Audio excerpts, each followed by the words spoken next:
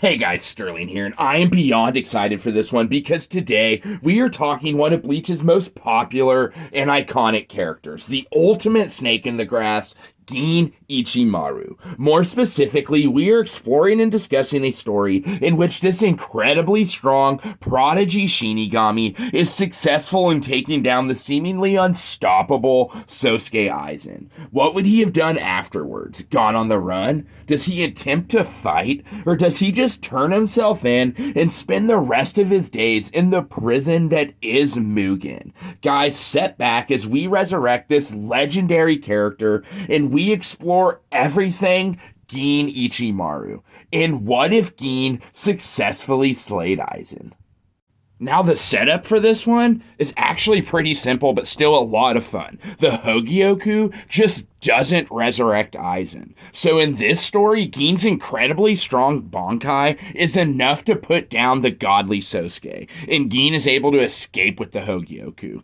Now, what follows afterwards is extremely exciting because we are going to get some incredible character interactions and maybe even some battles. So guys, as always, sit back and let me paint you a picture. The date is November 11th, 10 days after the battles in fake Kurakura Town, where the Gote was completely decimated in their battles against ex-captain Sosuke Aizen. Our location is the 1st Division Barracks, where every available captain has gathered for an emergency meeting. A one-armed head captain Yamamoto has just slammed his signature wood cane that doubles as his Zanpakuto against the cold, hard floor of the 1st Company Barracks, signaling the start of the meeting. As you are all aware, ex-captain and traitor to Soul Society, Aizen Sosuke, has been eliminated. But by whom is the problem? Ex-captain Ichimaru Gin, whom we had presumed to be an ally of Aizen, eliminated Sosuke and made off with the Hogyoku. His intentions are still unknown, but due to his past actions, we must consider him public enemy number 1. You are all to be on high alert. Any and all available bodies are to be assigned to finding and bringing in Gin Ichimaru.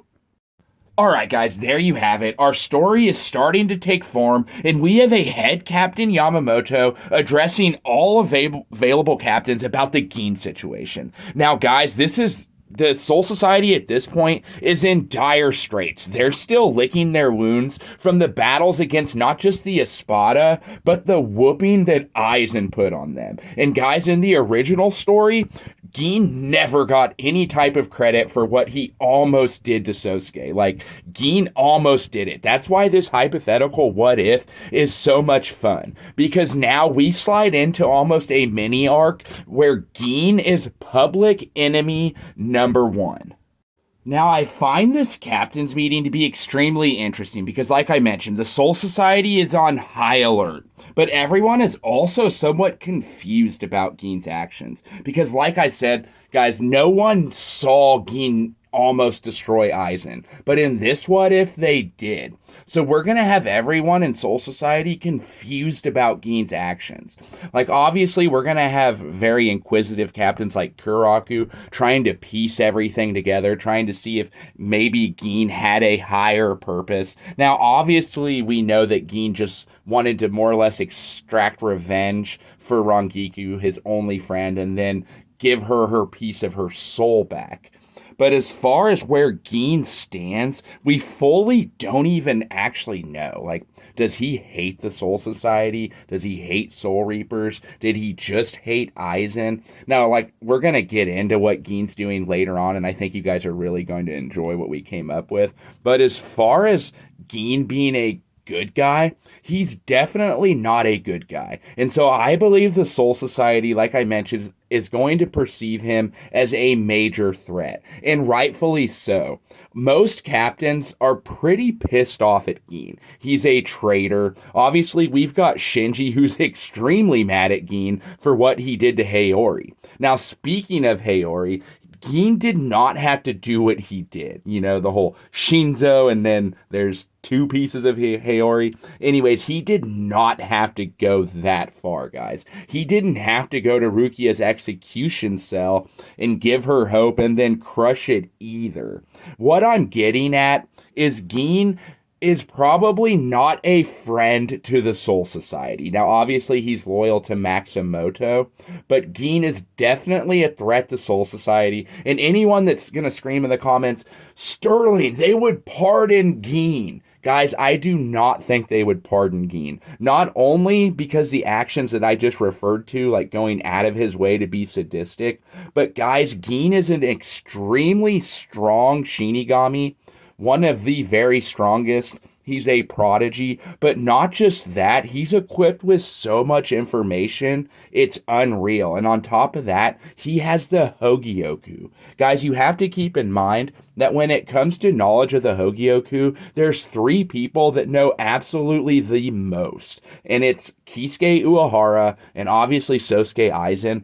But rounding off that list in third is Gin Ichimaru. He was present for every holification experiment. He was present throughout the creation of the Hogyoku. He probably knows just as much about the Hogyoku as Aizen did. I mean, Aizen took Gin under his wing and made him more or less his protege. Gin's so strong that he was taking out fourth and third seats as a child. Now, guys, I'm getting off topic, but Gin would not be getting pardoned, and he would be perceived as the number one threat to Soul Society at this point. And now an all-out manhunt would be launched to find Gin. We now shift our location to an undisclosed lab hidden deep in the barren wasteland of Hueco Mundo. A faint purple light can be seen flickering from a cave entrance. Deep inside that cave, Gin Ichimaru is not only biding his time, but conducting his own experiments on the Hogyoku.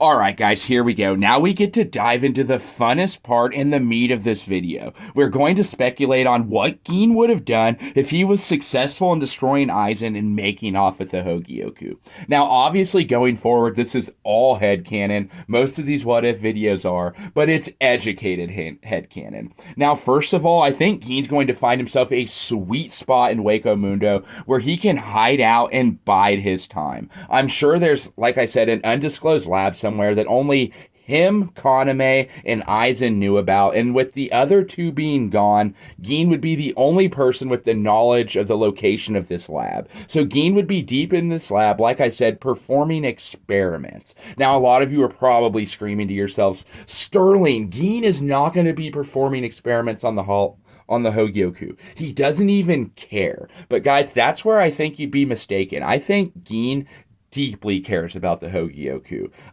As a matter of fact, I think Gin despises it. He got to see all the experiments and everything that went into creating the Hogyoku, even the taking of his best friend's soul, at least a piece of it. And so watching all that and seeing the Hogyoku be made, he probably despises it. And whether or not Gin is sadistic or not, deep down inside, I think part of his mission was ultimately to take the Hogyoku from Aizen. And like I said, take that piece of Rangiku's soul from it so he could get it back to her safely, but at the same time also just eliminating the Hogyoku in general for any Soul Reaper in the future like Aizen to come in and like misuse it, obviously. So I think Gin would be performing his own experiments, but that's not all. I think Gin would want to interact with certain characters. Now hear me out. First of all, I could totally see him going to Kisuke Urahara if he couldn't destroy the Hogyoku and more or less telling him like, hey, this is what I need done. Can you do it or can you not? And it's going to be just straight matter of fact. He's going to fill him in possibly about the Rangiku thing. Now, keep in mind, Rangiku herself doesn't even know that what Gin's intentions were. So that's a little bit iffy on whether or not Gin would share that with anyone else. But more or less, if he couldn't figure it out himself, and Gin does have extensive knowledge of the Hogyoku, like I mentioned earlier, but if he couldn't figure it out himself, then I think he would possibly go to someone like Kisuke Urahara who could help him at least destroy it. Now, after receiving a certain piece of information from Kisuke, Gin is going to do one of two things. Now, what he learns from Kisuke and what Kisuke tells Gin is, Gin, the Hogyoku cannot be destroyed. And I don't know if it's ever going to be able to be destroyed. Like, what Aizen and I created here is almost a divine creature at this point. Like, the Hogyoku almost has its own sentience. I'm not even sure what it is at this point. But more or less what he's going to tell Gin is like, there's no possible way to destroy it. And so what Gin's going to do one of two things. Now, the first one's not very fun. What he may do is just go off into hiding and continue to study the Hogyoku until he can find a way to destroy it. Now, scenario number 2 is a lot funner, so hear me out. This is what I think Gin would do after receiving the news from Kisuke that the Hogyoku could not be destroyed.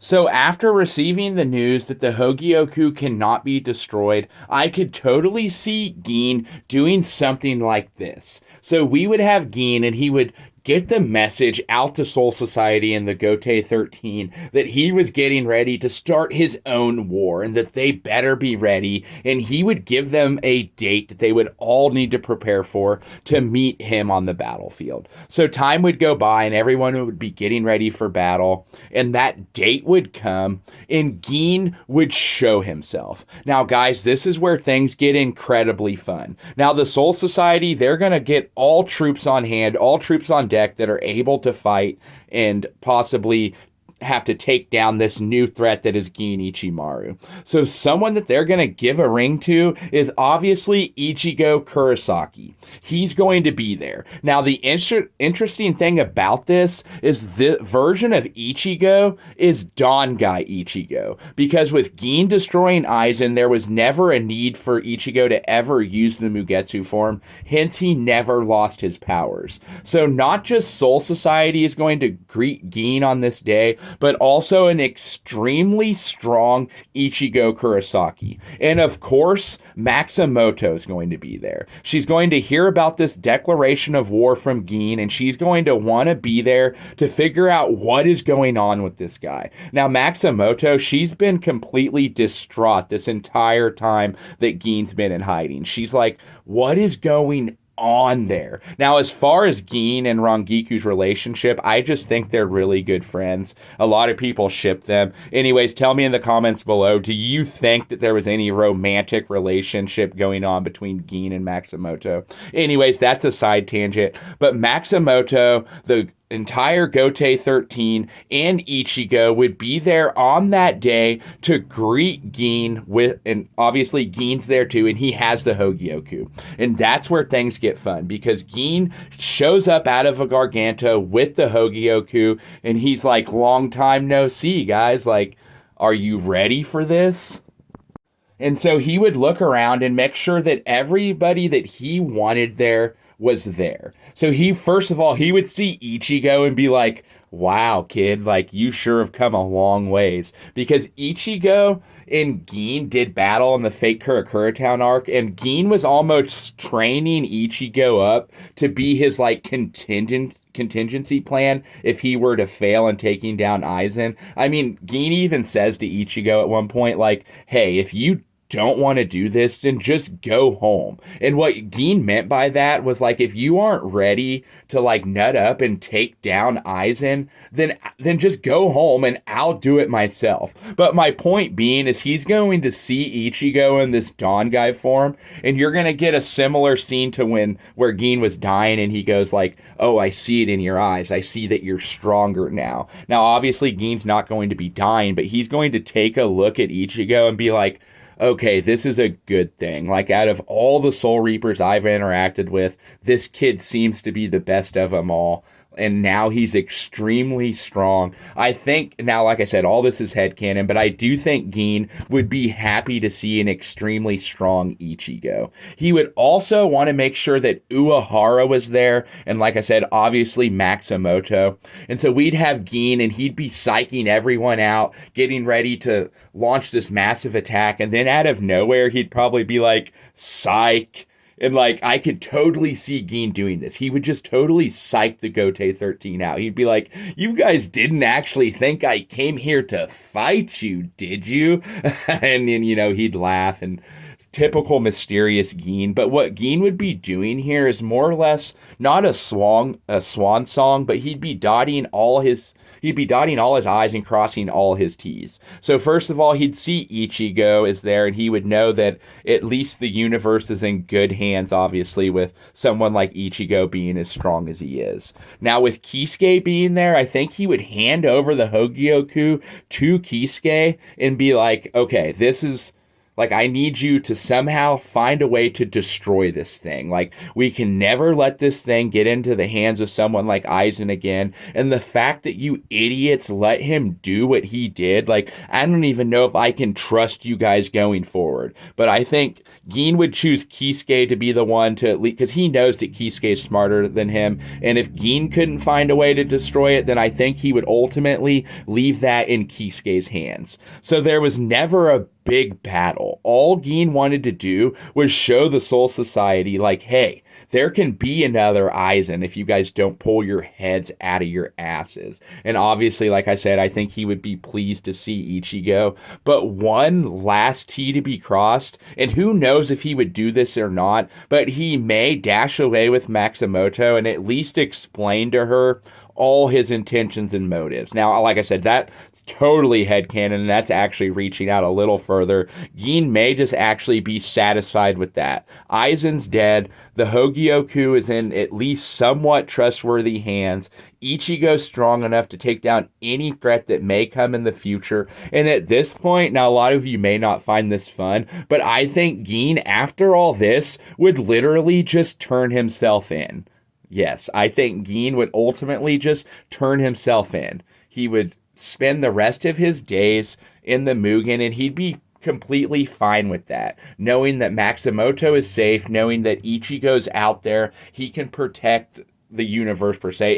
If even Gin may not even care about that, guys. That's just speculation. But I could see Gin having, like I said, one final hoorah where he just works the entire Gote up. And then he's like, yeah, there was never going to be a battle. But I at least wanted you guys to all kind of squirm. It was fun watching you squirm. Because he literally watched the entire Gote getting taken down by Aizen. And I think he thoroughly enjoyed it. And while all remaining confident that he could have taken down Aizen, obviously, in the end. In the end, Gin Ichimaru put it all on his shoulders. He thought ultimately that he could take down the god that was Sosuke Aizen. Now, in this hypothetical what if, he was successful, and obviously we explored what we thought Gin would ultimately end up doing. But Gin as a character is so interesting and to this day, extremely mysterious. Like I said, throughout this whole video, I had to interject tons of headcanon because we're just not 100% sure ultimately what Gin truly cared about. Like, obviously we know Matsumoto, but other than that, it's kind of all up in the air. So as far as figuring out what Gin would have done next, it was a lot of headcanon. But it was a ton of fun, guys. And I want to hear in the comments below, what do you think Gin would do afterwards? If he was successful in taking down Aizen, what do you think he would have done?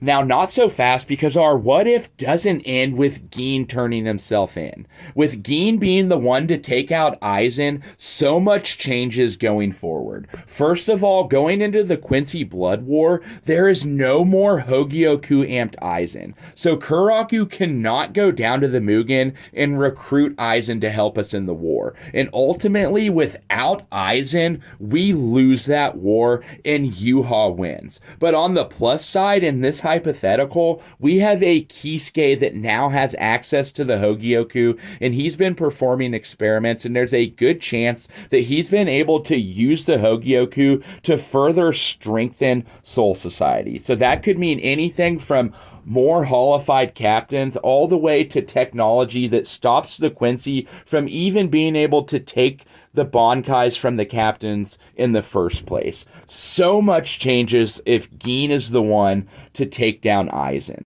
Now, instead of Kuraku going and recruiting Aizen for the Thousand Year Blood War, with Gin being in the Mugen, I could 100% see someone, if not Kuraku, going down to the Mugen and talking to Gin and being like, hey, I know everything's been pretty rough between you and the Soul Society, but we need you, and you could definitely cause some damage in the Thousand Year Blood War. So that would be another fun aspect of this What If, that instead of going down and recruiting Aizen, they recruit Gin. We've got Kisuke with the Hogyoku, and last but not least, we have the Dawn guy Ichigo that I referred to. So the Soul Society, in my opinion, would be setting in a better place if Gin would have actually taken out Aizen. Anyways, guys, tell me in the comments below, how do you see the Thousand Year Blood War turning out if Gin actually took out Aizen? Does it change everything like I say, or do things still stay the same? I want to know down in the comments below. I love discussing Bleach with you guys.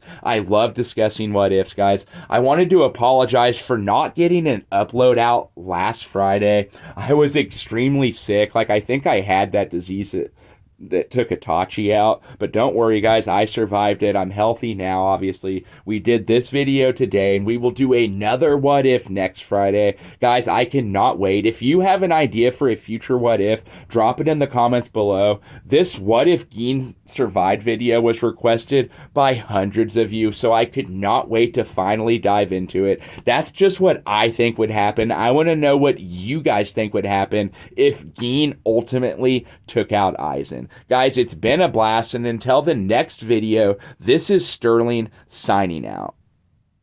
By the way, when Gin was battling Toshiro in the Soul Society arc, at any given time, he could have obliterated Toshiro. He was that much stronger. He was one of the strongest captains in all of Soul Society at the time. Just wanted to point that out. Poor Toshiro.